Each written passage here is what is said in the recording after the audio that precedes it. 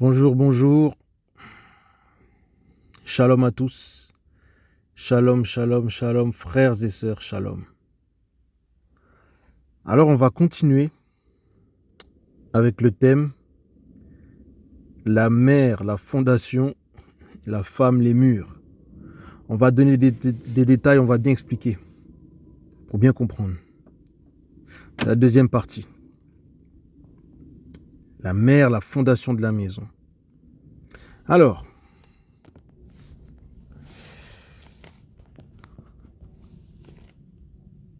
ce qu'il faut comprendre, c'est que quand on regarde une maison, vous regardez une maison, cela ne vient pas de l'imagination de l'homme, contrairement à ce qu'on pense. L'homme travaille, tout ce que l'homme fait, c'est avec l'esprit de Dieu. C'est l'esprit de Dieu qui est en lui, qui fait qu'il a cette intelligence. Et lorsque vous regardez bien la maison, vous pouvez voir que l'homme s'est inspiré directement de l'homme. Le toit, qui est large, ça représente l'homme. Le père, c'est le toit de la maison. Le toit qui va protéger de la pluie, de toutes les mauvaises choses, du mauvais temps, la tempête, la neige, qui va protéger les murs et le bas de la maison. Et le bas de la maison, ça représente la femme. Donc l'homme a construit des maisons, mais ce n'est pas selon son image, son intelligence, c'est selon l'image et l'intelligence du Seigneur. Parce que le toit représente l'homme, et les murs, et la fondation, c'est la femme. Et vous voyez, regardez bien, un homme, quand il grandit, quand il se forme, ça va vers les hauts. Ce sont ses épaules qui se développent.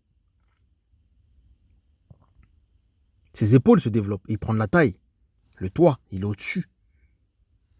Voilà. Et une femme, quand elle se développe, quand elle grandit, c'est le bas qui se développe, au niveau des hanches. Voilà. Les murs et la fondation. Donc, qu'est-ce qu'on essaye de voir? Là, on voit la femme. Sa mission. Ce pourquoi Dieu l'a créée. Avant toute chose, avant d'être une femme. On va aller en Genèse. On va aller dans le commencement. On va aller en Genèse 2, verset 23. On va aller au commencement. Le but. L'être humain dit, celle-ci pour le coup est l'os de mes os et la chair de ma chair. On l'appellera femme parce qu'elle a été prise de l'homme. C'est pourquoi l'homme, regardez, on nous dit déjà en Genèse, c'est pourquoi l'homme, regardez, quittera son père et sa mère. Adam, tout de suite, nous donne la mission de la femme. Tout de suite, ce pourquoi elle a été créée. Dieu crée Adam. Le Seigneur Yeshua Mashiach, Jésus-Christ, crée Adam. Ok. L'être humain dit, celle-ci pour le coup est l'os de mes os et la chair de ma chair. On l'appellera femme parce qu'elle a été prise de l'homme. Ok. Regardez la mission d'un être humain sur la terre. La mission d'un homme et d'une femme, on est dans la Genèse. C'est pourquoi l'homme, ici les questions des hommes comme les femmes, l'homme, regardez, quittera son père et quittera sa mère, et quittera son père et sa mère. Vous voyez? Les deux, et se joindra à sa femme, et ils deviendront une seule chair. Notre mission, c'est d'être parents. On va aller en Genèse 3, versets 14 à 17. Genèse 3, versets 14 à 17. Continue. Alors Yahvé, Elohim dit au serpent, parce que tu as fait cela, tu es maudit entre tout le bétail et entre tous les animaux des champs. Tu marcheras sur ton ventre et tu mangeras de la poussière tous les jours de ta vie. Je mettrai inimitié entre toi et la femme, entre ta postérité et sa postérité. Condamnation du serpent. On est d'accord. Regardez la condamnation de la femme. Regardez le châtiment. Genèse 3, verset 16, il dit à la femme, regardez le châtiment. J'augmenterai la douleur de tes grossesses. Tu enfanteras dans la douleur des enfants. Tes désirs seront vers ton homme, mais lui dominera sur toi. Regardez ce qu'il dit. J'augmenterai la douleur de tes grossesses. La mission d'une femme sur la terre, avant tout, c'est d'être une mère. Et pas que pour ses enfants. Avant tout, c'est d'être une mère. Oui, ma sœur, ta mission sur terre, avant tout, c'est d'être une mère. Pas que pour tes enfants. Une mère.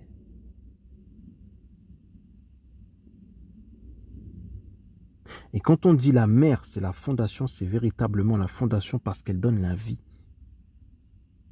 Elle donne la vie. Une maison, lorsqu'on commence à la construire, on commence par le bas, par la fondation.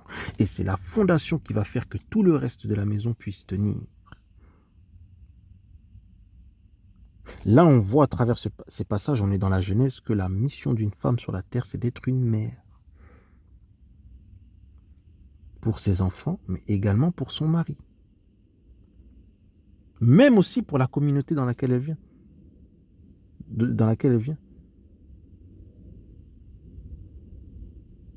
Et oui. Genèse 2, verset 18. Genèse 2, verset 18.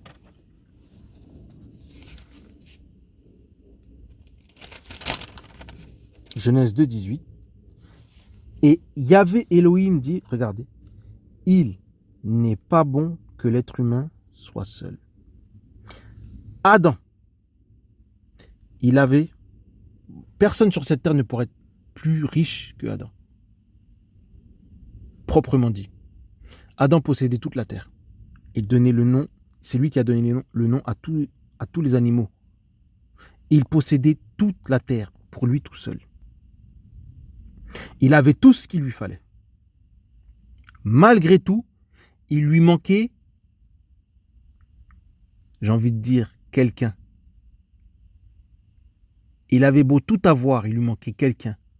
Il lui manquait ce quelque chose-là. Qu'est-ce qu'il n'avait pas? Pourtant, il avait tout.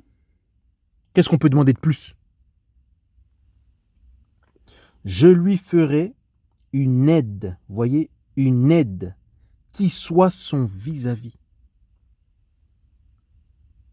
Et qui est cette aide? La femme. La mère.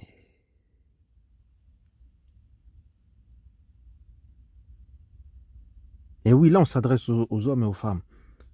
Tu peux tout avoir, il te faut la fondation. Dans la vie, dans toute façon, dans tout ce que tu fais, dans toute chose, il faut une base, il faut une fondation.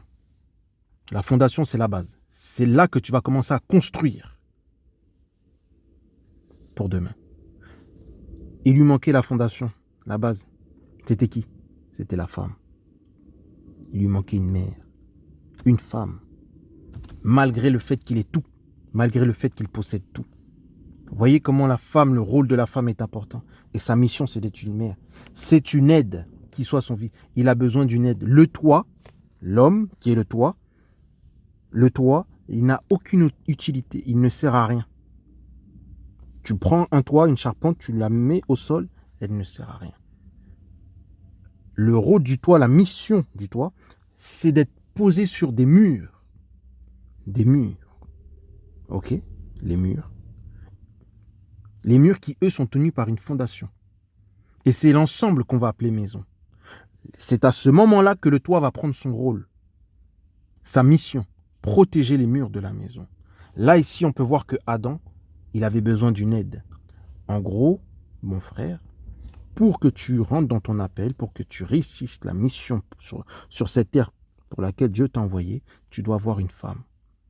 Adam, qui était un être parfait, n'a pas pu sans une femme. À plus forte raison, nous qui sommes des pécheurs. Donc, la femme a une mission très importante dans la vie de l'homme. C'est la fondation, c'est la base. Sans femme, on ne peut pas aller. On ne peut pas accomplir sa mission. Et surtout si tu es un homme qui est appelé de Dieu, tu dois avoir une femme. Alors, je ne t'ai pas dit de chercher parce que c'est Dieu qui donne, tu dois prier, mais tu dois avoir une femme pour éviter les tentations de l'ennemi, pour éviter les convoitises, pour éviter que tu te perdes sur la route en suivant ton appel. Parce que l'ennemi va... Voilà. C'est pour ça que je ne suis pas contre le fait qu'un homme, un véritable homme de Dieu, un véritable serviteur du Seigneur Yeshua Mashiach, papa, qui sert le vrai Père, ne peut pas être célibataire. Non, il ne peut pas rester célibataire. L'ennemi va lui envoyer des flèches, ça va être terrible pour lui. Pour ne pas qu'il perde son ministère, il faut qu'il ait, on le voit ici, une femme, une fondation, la base, une mère. Voilà, on est dans la Genèse. Il ne peut pas rester seul. Il doit être marié. Voilà, pour éviter les tentations. On continue. On va aller regardez. On va prendre Genèse 24, verset 67. Toujours dans la Genèse. On voit la mission de la femme. On voit le pourquoi. Genèse 24, verset 67. Genèse 24, verset 67.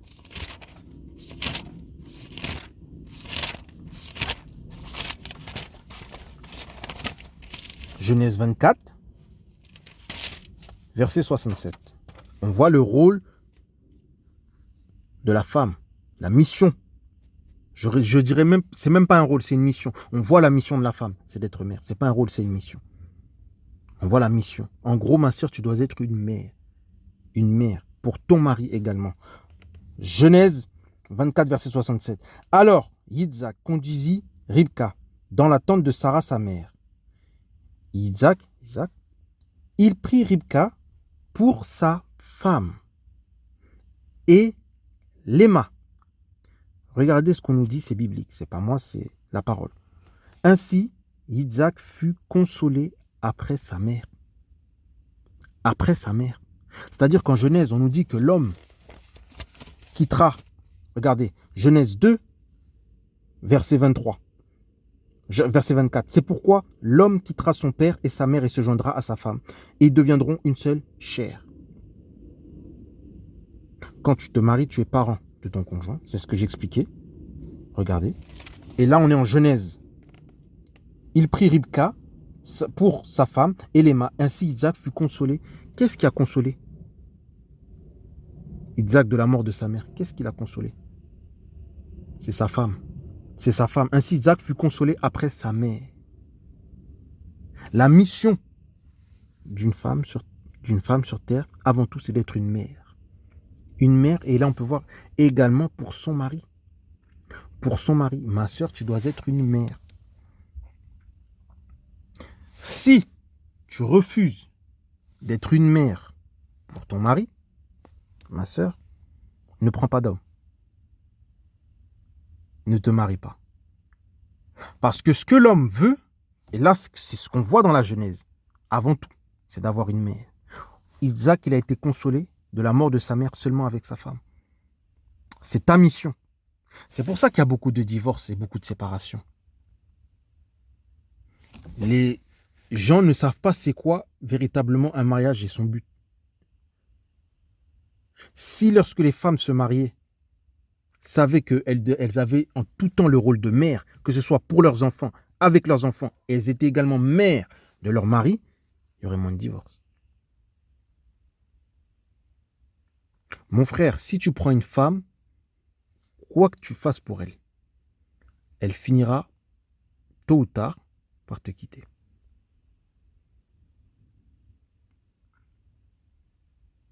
C'est rare qu'une femme reste dans un couple. Parce qu'au moindre souci, au moindre problème, elle te quittera. Mais si tu prends une mère, elle ne te quittera pas. Une mère se sacrifie pour ses enfants. Et c'est pour ça que je dis qu'une femme, avant qu'elle soit femme, elle doit être mère. La fondation, plus elle est solide, plus la femme, qui représente les murs, vont tenir. Plus la fondation est dure, plus les murs vont être solides. Avant d'être une femme, tu dois être mère. Et en étant mère, tu pourras devenir une femme. Et là, lorsque les difficultés vont venir, parce que tu es une aide pour ton mari. Tu es une aide pour ton mari. Tu dois l'aider. Quoi qu'il arrive. Mais tu ne dois pas l'aider en tant que femme. Sinon, tu vas le quitter, ma soeur. Tu dois l'aider en tant que mère. Et toi, mon frère, si tu te maries avec une femme, tu dois prendre une mère. Une femme qui soit une mère pour toi. Elle ne te quittera pas. Elle ne te quittera pas. C'est ça le thème. C'est la mère, c'est la fondation. C'est la fondation. On va prendre 1 Samuel 25, verset 26. 1 Samuel 25, verset 26. Pour bien expliquer, pour bien comprendre. 1 Samuel 25, verset 26.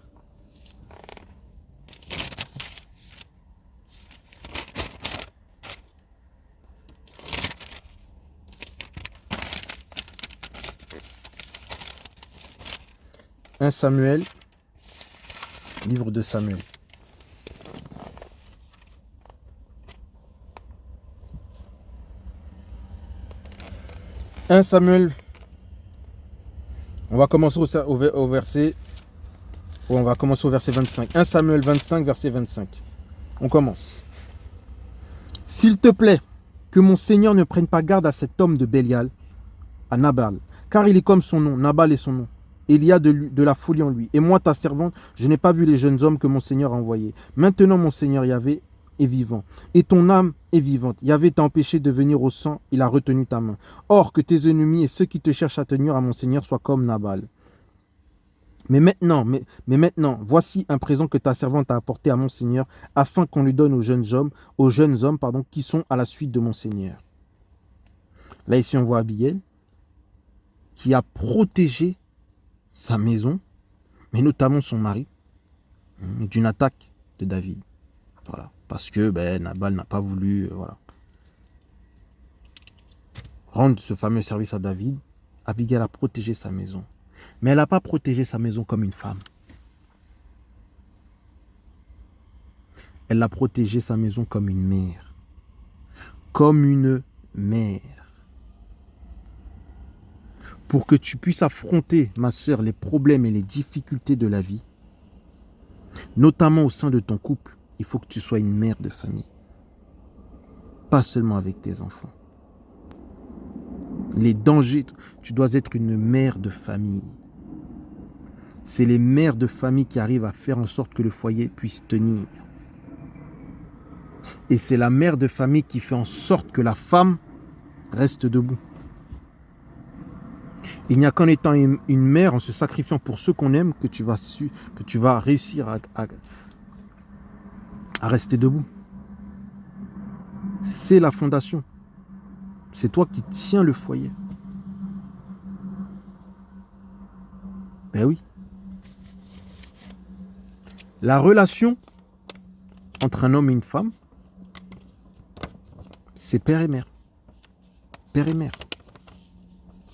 Père et mère. Tout simplement. Lorsque les hommes comprendront ça, il y aura moins de divorces. On va prendre le livre d'Ecclésiaste. Ecclésiaste 4, verset 8. Regardez ce qu'on nous dit en Ecclésiaste. Tellement que la femme est importante, tellement elle joue un rôle important. Ecclésiaste.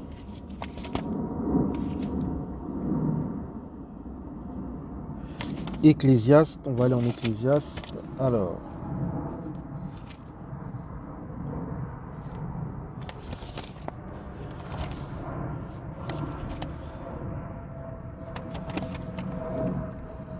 On prend le livre d'Ecclésiaste, on va aller en Ecclésiaste 4. Ouais. On va aller en Ecclésiaste 4, verset. Après, on prendra le livre d'Esther. Ecclésiaste 4, verset 18 à 13. Après, on prendra le livre d'Esther. Ecclésiaste 4, verset 18 à 13. On va commencer au verset 8. Ecclésiaste 4, versets 8 à 13. Moi, regardez ce qu'il dit. Moi, je suis retourné pour voir la vanité sur le soleil. Tel est seul, regardez, tel est seul et n'a pas de second. Il n'a ni fils, ni frère, et cependant, il ne met pas fin à son labeur, Même ses yeux ne se rassasient jamais de richesse. Pour qui est-ce que je travaille et que je prive mon âme de bonnes choses? La Bible te dit que tu peux tout avoir, tu peux tout posséder si tu n'as pas d'enfant pour léguer tes biens. Pour léguer ce qui t'appartient, ça ne sert à rien. Et mon frère, ma soeur, si tu veux des enfants, tu n'arrives pas à en avoir, Dieu va t'en donner. Il fait des miracles. La Bible dit que si tu travailles beaucoup, tu amasses pas mal de choses et que tu n'as pas d'enfants, ça ne sert à rien. La seule façon d'avoir des enfants, c'est d'avoir une femme. Et oui, mon frère. Regardez. Pour qui? Ce sont les femmes qui donnent la vie. Les hommes vont participer, mais c'est les femmes qui donnent la vie. Pour qui est-ce que je travaille et que je prive mon âme de bonnes choses? Cela est une vanité et c'est une mauvaise occupation. Regardez ce qu'il dit. On est en Ecclésiaste. Il a tout eu, il a tout possédé. Regardez. Deux valent mieux qu'un, car ils ont un meilleur salaire de leur labeur. Deux, un homme et une femme valent mieux qu'un. Car si l'un tombe, Dieu, lorsqu'il a créé la femme, il a dit ce sera l'aide de l'homme. Ce sera son aide. La femme, les murs, la fondation, la mer. Regardez. Car si l'un des deux tombe, l'autre relèvera son compagnon. Mais malheur à celui qui est seul. S'il tombe, il n'a pas de second pour le relever. De plus, s'ils couchent à deux, ils auront chaud. Mais celui qui est seul, comment aura-t-il chaud? Si quelqu'un l'emporte sur un seul, les deux, regardez les deux, lui résistent. Et la corde à 3 fils ne se rompt pas vite. La femme, c'est l'aide de l'homme. La femme, c'est l'aide de l'homme. Elle a été créée pour aider l'homme. Pour l'aider dans les difficultés. Le toit, il y a la pluie qui tombe, il y a la chaleur, il y a le froid, il y a la grêle. Les murs, la fondation vont aider le toit à tenir. La femme va aider l'homme dans les difficultés de la vie, dans les problèmes de la vie. Mais ce n'est pas la femme qui va l'aider. Parce qu'une femme finit toujours par te quitter. En général, c'est une mère. C'est une mère qui va aider. Qui va aider l'homme. Qui va aider l'homme dans les difficultés. Qui va aider l'homme à supporter la vie. Un couple ne peut tenir, ne peut subsister que si la femme est mère et que si l'homme est père. Voilà. Parce qu'un homme aussi, soit il ira voir ailleurs et tout ça, mais un père, un véritable père n'abandonne pas ses enfants. C'est cette relation-là. Et c'est ce qu'il faut comprendre. Et oui, c'est ce qu'on nous dit en Ecclésiaste. Deux valent mieux qu'un. Et oui. Si quelqu'un l'emporte sur un seul, les deux lui résisteront. Et oui. Voilà, Dieu a créé l'homme et la femme pour un but, c'est ce qu'il faut comprendre. Et une femme, toi en tant que femme, tu dois être une mère de famille. Une mère de famille. Tu peux être aussi une mère pour ton peuple, pour ta nation, pour ta communauté. On va aller en Esther 4, versets 10 à 12. Regardez, Esther, le livre d'Esther. Esther 4, verset 10. Esther dit à Hathach, il lui ordonna de dire à Mordecai, tous les serviteurs du roi ainsi que les peuples des provinces du roi savent que pour tout homme ou femme qui entre chez le roi dans la cour intérieure sans avoir été appelé, il n'y a qu'un seul décret. La mort. La mort. Mais Esther, elle a été une mère pour sa communauté. Pour les gens de son peuple. Elle a été une mère. Elle n'a pas été une femme, elle a été une mère. Une mère se sacrifie pour ses enfants. L'amour d'une femme, c'est peu de choses. L'amour d'une mère, après l'amour de Dieu, c'est l'amour d'une mère. Et l'amour d'une mère, c'est beaucoup trop grand, c'est beaucoup trop fort. L'amour d'un homme, on va dire, c'est peu de choses. Il ira peut-être voir ailleurs, tôt ou tard. Mais l'amour d'un père véritable qui aime ses enfants, c'est différent. Esther, elle a aimé son peuple comme une mère, comme une mère. On lui dit que ceux qui rentrent dans la cour du roi, c'est le décret, c'est la mort. Sans avoir été appelé, c'est la mort. Mais elle va quand même rentrer dans la cour du roi pour son peuple, parce qu'elle aime son peuple comme une mère. C'est ça ta mission, ma sœur, c'est d'être une mère. Une mère. Esther 5, verset 1. Quand le 3e jour fut arrivé, Esther s'habilla royalement et se tint debout dans la cour intérieure de la maison du roi, en face de la maison du roi. Elle a risqué sa vie pour son peuple. Elle a été aussi une mère pour son peuple. Donc voilà, c'est ça le thème. La mère, la fondation. La fondation. Une femme, sa mission, c'est d'être une mère. À tout niveau. Son mari, ses enfants, même pour son peuple, on le voit. Et c'est ce qu'il faut retenir. Si dans un couple, tu es une femme, ça ne va pas marcher. Si tu es une mère, vous allez tenir ensemble les difficultés. Dieu nous a unis pour qu'on supporte les problèmes de la vie, pas pour être heureux. Voilà, c'était ça le thème, frères et sœurs. Shalom et bonne journée à vous.